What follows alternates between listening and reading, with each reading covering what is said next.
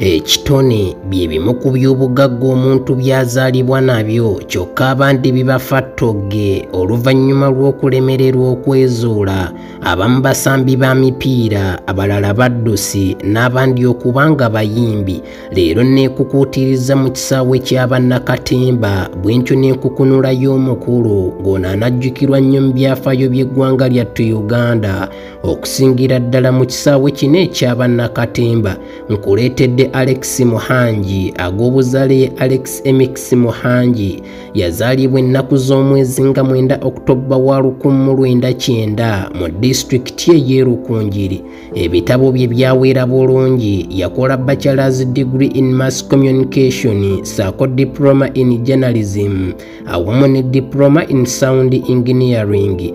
Omulimu gw'okuzannya katemba agwesogga mu mwaka gwa 2009 olwo 2010 we yatuukira.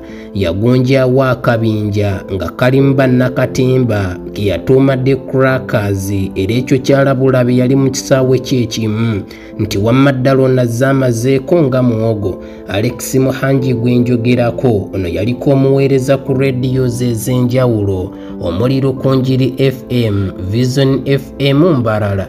Muhangi yatandikawo ne kampani eyiye oba kiyite record label emanyiddwa nga Masters Music mu mwaka ogwa 2014 ng'amaze okufuuka munnakatemba nantawunyikamu wano mu Uganda bw'atyo kyamusobozesa okutalaaga amawanga agawerako omuli Rwanda, South Africa, Malawi, Zambia, Nigeria, Zimbabwe, Tanzania, South Sudan ne Kenya, Canada, Sweden, Norway ne Bungereza, saako eggwanga lya Germany n'ettaka n'amalala agawerako. February 2016 yatandika comedy store eneesombola abadigizi okuva e Bule n'Ebweya okujja okwerolera ku bannakatemba awamu n'abayimbi. Ekigendererwa ky'omulimu guno kugezaako kunoonya bitone by'abaana abalala anti nga bw'okimanyi nti n'emiti emito gye giggumiza ekibira. Alex Muhangi mpaawo ali mwerabira mu kisaawe ky'abannakatemba wano mu ggwanga olw'omulimu amakulu agwakola wamma tusiima nnyo era ne tusiimira ddala.